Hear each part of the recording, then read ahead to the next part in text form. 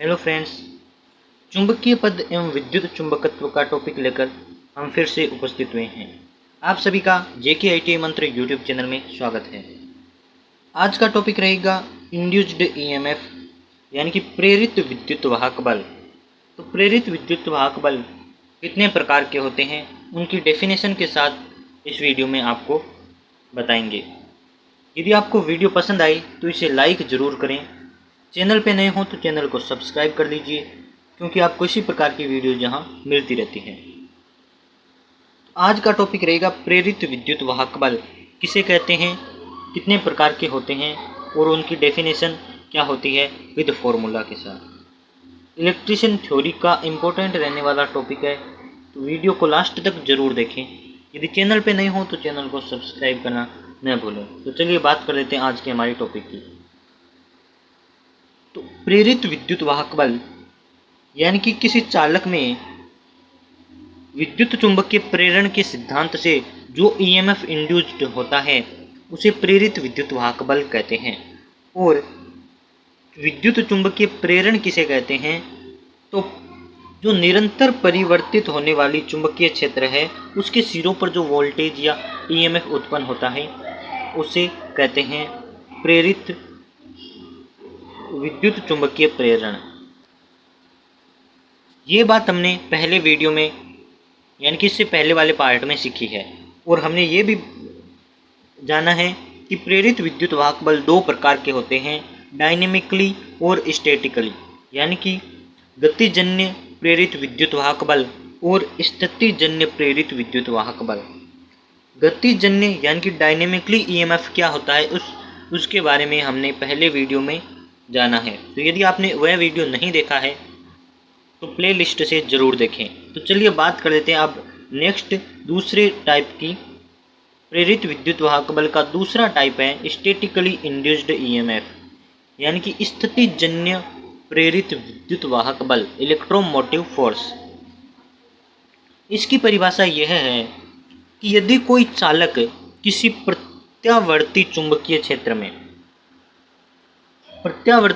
क्षेत्र में अवस्थित होता है यानी कि रहता है, विद्यमान होता है, तो वह स्थिर अवस्था में ही चुंबकीय फ्लक्स के परिवर्तन में बाधा डालता है। और विद्युत चुंबकीय प्रेरण के सिद्धांत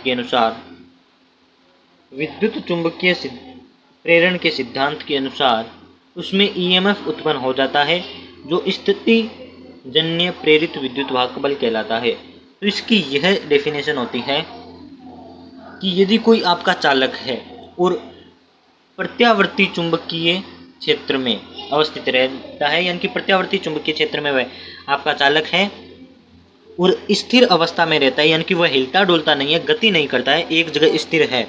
प्रत्यावर्ती चुंबकीय क्षेत्र में वह एक जगह स्थिर है और वह वहीं स्थिर होकर गति न करते हुए चुंबकीय फ्लक्स के मार्ग में बाधा उत्पन्न करेगा। वो जब बाधा उत्पन्न करेगा तो वह दोनों टकराएंगे और एक दूसरे को काटेंगे, यानी कि चालक चुंबकीय फ्लक्स को काटेगा, तब उसके सिरों पर होगा EMF उत्पन्न होगा और वही EMF आपका कहलाएगा स्टैटिकली इंड्यूस्ड EMF। तो आपको समझ आ गया होगा कि मान लीजिए कि प्रत्यावर्ती चुंबकीय क्षेत्र यानी कि एक चुंबक है और उसके क्षेत्र है, तो उसमें यदि एक कंडक्टर स्थिर मान लीजिए स्थिर है, यानी कि हिल डुल नहीं रहा है, वह एक जगह है और वह उसी जगह रहकर चुंबकीय फ्लक्स को काटेगा। तो ये कंडक्टर है, ये आपके चुंबकीय फ्लक्स है। तो मान लीजिए यहाँ स्थिर है वह, तो वह चुंबक फ्लक्स को काटेगा और फ्लक्स को जैसे ही काटेगा तो आपस में टकराएंगे और टकराने से उनमें चालक में EMF उत्पन्न होगा। और जब वह EMF यानी कि उसकी स्थिति के कारण जो EMF उत्पन्न होता है उसे स्थितिजन्य EMF कहते हैं। तो स्थितिजन्य प्रेरित विद्युत वाहक बल आपने सीखा। अब इसके दो प्रकार होते हैं। ये दो प्रकार के होते हैं, कौन कौन से हैं? तो पहला स्वयं प्रेरित विद्युत वाहक बल, जिसे कहते हैं सेल्फ इंड्यूस्ड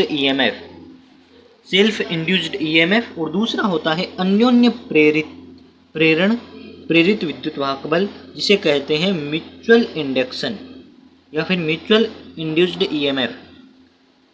तो स्टैटिकली प्रेरित विद्युत वाहक बल, स्टैटिकली इंड्यूस्ड ईएमएफ दो प्रकार के होते हैं। पहला होता है सेल्फ इंड्यूस्ड ईएमएफ और दूसरा होता है म्यूचुअल इंड्यूस्ड ईएमएफ, जिन्हें हिंदी में कहते हैं स्व प्रेरित विद्युत वाहक बल और अन्योन्य प्रेरित विद्युत वाहक बल। ये दो प्रकार के ईएमएफ होते हैं स्टैटिकली में।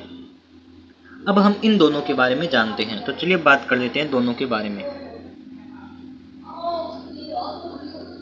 तो पहला है सेल्फ इंड्यूस्ड ईएमएफ। जब किसी कॉइल में से धारा गुजरती है, तो आपको कॉइल पता है क्या होता है, उसमें से धारा गुजरती है तो उसके आसपास एक चुंबकीय क्षेत्र उत्पन्न हो जाता है। यानी कि जब कॉइल में से धारा गुजरेगी तो उसके आसपास एक चुंबकीय क्षेत्र उत्पन्न हो जाएगा। यदि धारा की दिशा परिवर्तित हो जाए, यानी कि धारा जिस साइड जा रही है बदल जाए, उसकी दिशा बदल जाए, तो चुंबकीय फ्लक्स की दिशा भी परिवर्तित हो जाएगी, तो चुंबकीय फ्लक्स की दिशा भी बदल जाएगी। इस प्रकार चुंबकीय क्षेत्र की बल रेखाएं कॉइल के टर्नों को काटेगी। इसमें ईएमएफ उत्पन्न होगा जिसे स्व प्रेरित विद्युत वाहक बल कहते हैं। तो आपको अब समझा देता हूँ क्या होता है। ये एक कॉइल समझ लीजिए, ये आपका कॉइल है और कॉइल में से यदि धारा गुजरती है तो उसके आसपास एक चुंबकीय क्षेत्र उत्पन्न हो जाता है। तो ये कॉइल है, इसमें से जब धारा गुजरेगी तो इसके आसपास एक चुंबकीय क्षेत्र उत्पन्न हो जाएगा। और यदि धारा की दिशा बदल देते हैं हम, तो चुंबकीय फ्लक्स की भी दिशा बदल जाएगी। यानी कि चुंबकीय क्षेत्र बनता है उसके आसपास, तो चुंबकीय क्षेत्र की मान लीजिए फ्लक्स की दिशा ये होती है, तो फ्लक्स की दिशा भी बदल जाएगी धारा बदलने से। और फिर क्या होगा कि धारा बदलने से इस प्रकार चुंबकीय क्षेत्र की बल रेखाएं, जो चुंबकीय क्षेत्र से जो बल रेखाएं निकलती हैं वह कॉइल के टर्नों को काटेगी। तो ये टर्न है इसके टर्नों को चुंबकीय बल रेखाएं काटेगी, और काटेगी तो दोनों के टकराव से जो ईएमएफ उत्पन्न होगा उसे सेल्फ इंड्यूस्ड ईएमएफ कहते हैं। अब मोस्ट इम्पोर्टेंट बात यह है कि इस प्रकार जो ईएमएफ उत्पन्न होता है उसे कहते हैं, इसे एल से दर्शाते हैं। यानी कि सेल्फ इंड्यूस्ड ईएमएफ को एल से दर्शाया जाता है, कैपिटल एल से। और इसका मात्रक होता है, वह मात्रक होता है हेनरी मात्रक होता है और इसे एल से दर्शाते हैं। अब इसका एक फॉर्मूला है, आप याद कर लीजिए। फॉर्मूला क्या है कि प्रेरित विद्युत वाहक बल बराबर होगा स्वप्रेरण, यानी कि सेल्फ इंड्यूस्ड के इनटू धारा में परिवर्तन की दर। तो इंग्लिश में आप फॉर्मूला याद कर लीजिए, ई बराबर होगा माइनस एल, जिसे कहते हैं self induced EMF, into D I upon D T. तो डी आई है धारा और डी टी है समय, और ई है आपका प्रेरित विद्युत वाहक बल जो होगा वोल्ट में, एल यानी स्वप्रेरण जो होगा हेनरी में। और ये माइनस क्यों होता है? धारा आपको पता है एम्पियर में होगी और समय सेकंड में होगा। और आपको पता है क्या ये माइनस क्यों होता है? तो ये माइनस इसलिए होता है कि प्रेरित विद्युत वाहक बल की दिशा चुंबकीय फ्लक्स की दिशा के परिवर्तन के विरोध में है या विपरीत दिशा में है। तो क्या होगा कि प्रेरित विद्युत वाहक बल यानी कि ई की दिशा होगी चुंबकीय फ्लक्स परिवर्तन की दिशा के विपरीत होगी।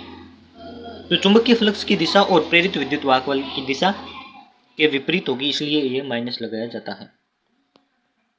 सेकंड हमारे पास है अन्योन्य प्रेरित विद्युत वाहक बल, यानी कि म्यूचुअल इंडक्शन या फिर म्यूचुअल इंड्यूस्ड ईएमएफ। ये क्या होता है कि जब दो कॉइल ए और बी, आपने दो कॉइल ले लिए,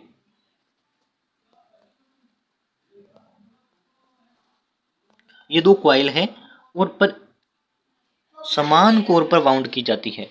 तो इनकी कोर है एक समान है, समान कोर पर वाउंड की जाती है और ऐसी धारा ए से गुजरती है, तब ए में चुंबकीय फ्लक्स उत्पन्न होता है और बी में ईएमएफ उत्पन्न होता है, जिसे म्यूचुअल इंड्यूस्ड ईएमएफ कहते हैं। तो ये इस प्रकार कह रहा है कि एक आपकी कोर है, उस पर दो कॉइल वाउंड की जाती है, इस प्रकार से दो कॉइल वाउंड की जाती है। दो कॉइल वाउंड कर दी आपने और ए में दी है एसी करंट, इसमें आपने एसी करंट दिया है यानी कि अल्टरनेटिंग करंट दिया है। और ए में उत्पन्न होता है चुंबकीय फ्लक्स और बी में उत्पन्न होगा ईएमएफ। तो बी में जो ईएमएफ उत्पन्न होगा एसी में अल्टरनेटिव करंट देने से बी में जो ईएमएफ उत्पन्न होगा उसे कहते हैं म्यूचुअल इंड्यूस्ड ईएमएफ, यानी कि अन्योन्य प्रेरण। पहले में एसी दी थी और दूसरे में हुआ है ईएमएफ उत्पन्न, तो ये अन्योन्य प्रेरण हो गया। इसका सिंबल होगा एम। सेल्फ इंड्यूस्ड ईएमएफ का होता है एल और म्यूचुअल का होगा एम। म्यूचुअल का एम हो गया, आपको पता है। और इसका फॉर्मूला होता है ई बराबर minus M into D I upon D T. तो ये डी आई धारा और डी टी समय है। एम म्यूचुअल इंड्यूस्ड ईएमएफ है जो हेनरी में होगा। तो यदि आपको आज का टॉपिक पसंद आया हो तो वीडियो को लाइक जरूर करें। चैनल पे नए हो तो चैनल को सब्सक्राइब कर लीजिए, क्योंकि आपको इसी प्रकार की वीडियो यहाँ मिलती रहती है।